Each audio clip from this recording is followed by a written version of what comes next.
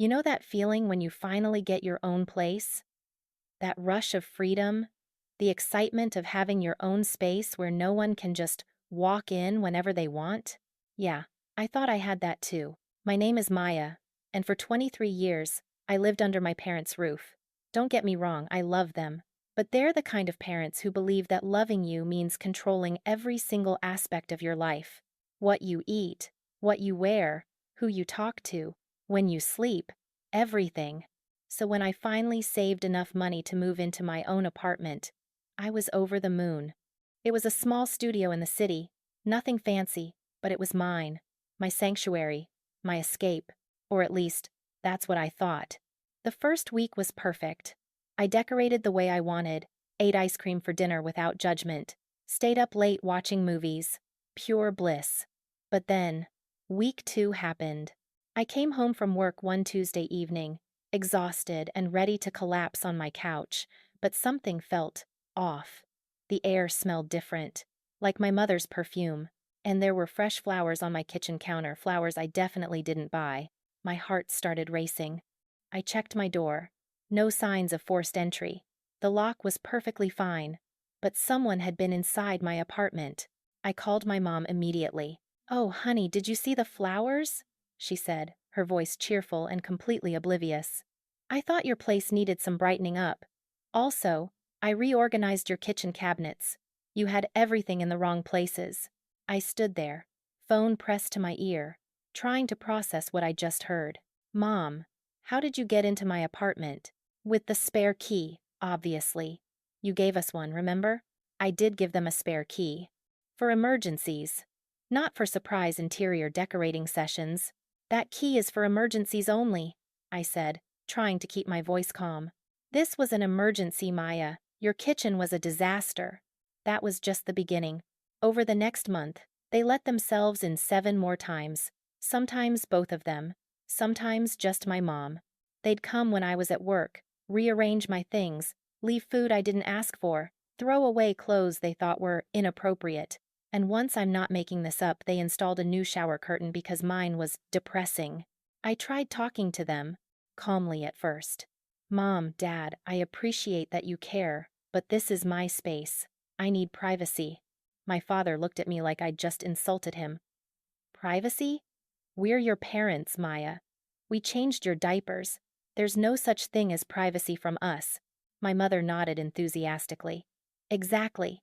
And besides, we're just trying to help. You're still learning how to live on your own." Learning? I was 23 years old with a full-time job and bills in my name. But to them, I was still their little girl who couldn't be trusted to organize her own kitchen cabinets. I changed the locks. Cost me $200, but it was worth it for peace of mind. For exactly 4 days. On day 5, I came home to find them sitting on my couch, eating the pasta my mom had made in my kitchen, watching TV like they owned the place. "How did you get in?" I demanded, standing in the doorway, my hands shaking with anger. My dad held up a shiny new key. "We had another one made. Maya, we need to be able to check on you. What if something happens? What if you have an emergency? Then I'll call you, like a normal person." My mother's eyes filled with tears. "Why are you being so cruel? We're just worried about you. Is it so wrong for parents to care about their daughter?" And there it was, the guilt trip, the emotional manipulation that had worked on me my entire life. But not anymore. For the next 2 weeks, I tried everything. I tried reasoning with them. I tried setting boundaries. I even tried family therapy, but they refused to go, saying I was overreacting and being dramatic. The breaking point came on a Saturday morning. I had a guy over. His name was Daniel, and we'd been dating for about 2 months. It was the first time he was staying the night at my place, and I was nervous but excited. We had a lovely evening dinner, wine, a movie, and fell asleep on the couch. At 7 in the morning, I woke up to the sound of my apartment door opening. My eyes shot open. Daniel was still asleep next to me, his arm draped over my shoulder. We were both fully clothed, but that didn't matter. What mattered was that my parents were standing in my living room, staring at us with expressions of absolute horror. "Maya!" my mother shrieked. "What is this? Who is this man?" Daniel jerked awake, completely disoriented.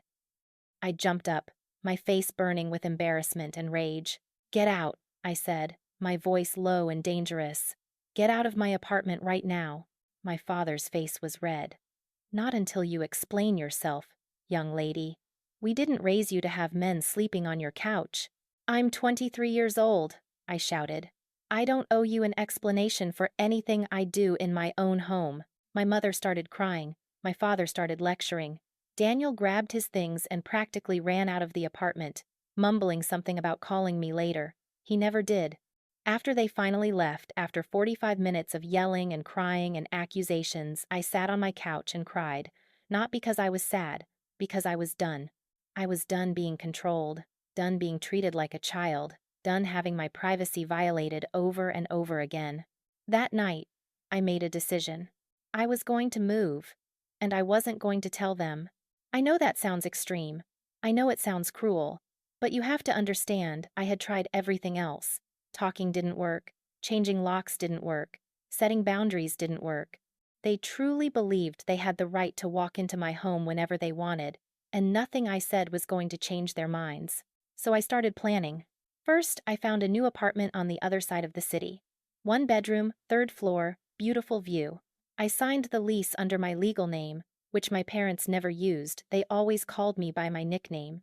I set up mail forwarding to my new address but kept it quiet. Then I started moving things slowly. A box here, a suitcase there. Stuff they wouldn't notice was missing. I told my landlord I was leaving and gave my notice, but I asked him to keep it confidential.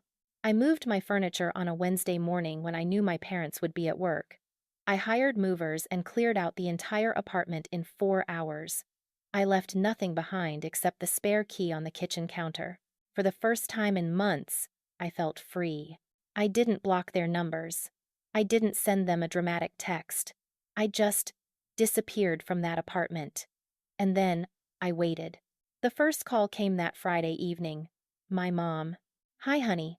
Dad and I are outside your apartment. Can you buzz us in?"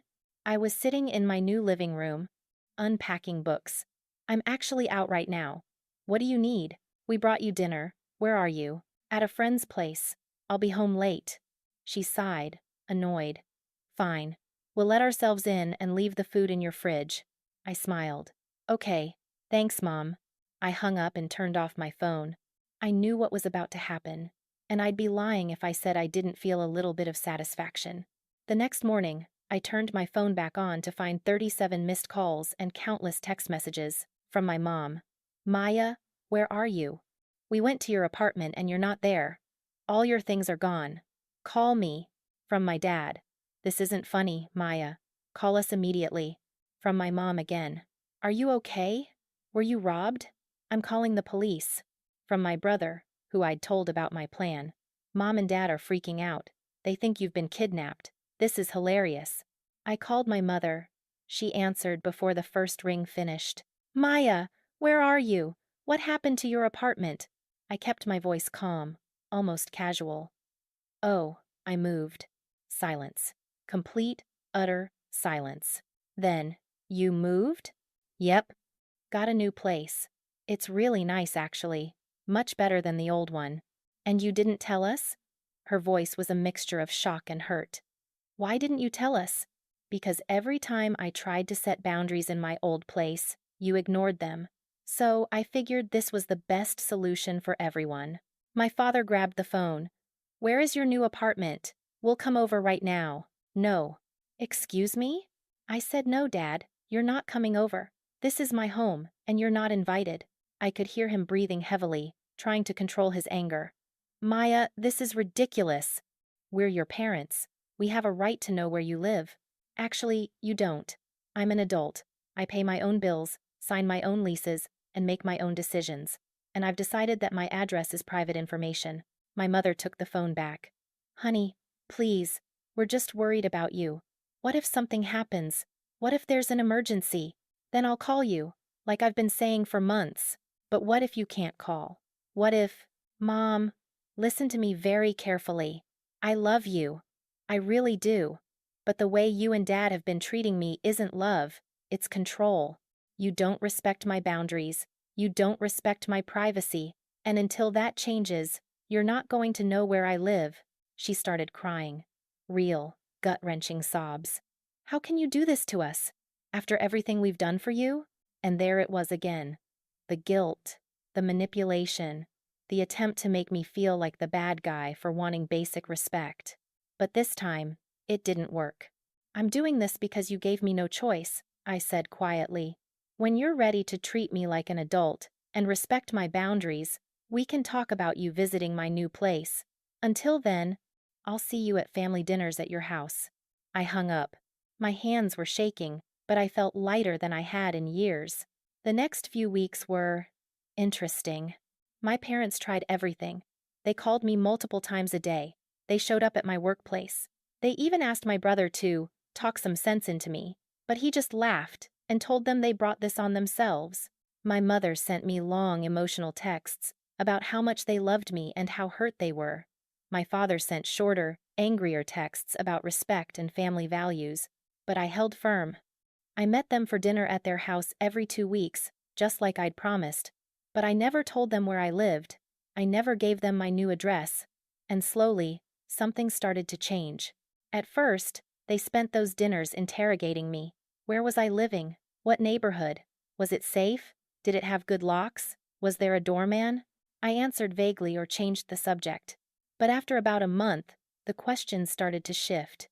They started asking about my life, my job, my friends, things they'd never really asked about before because they were too busy trying to control where I put my dishes. One night, about 6 weeks after I'd moved, my mother did something that shocked me.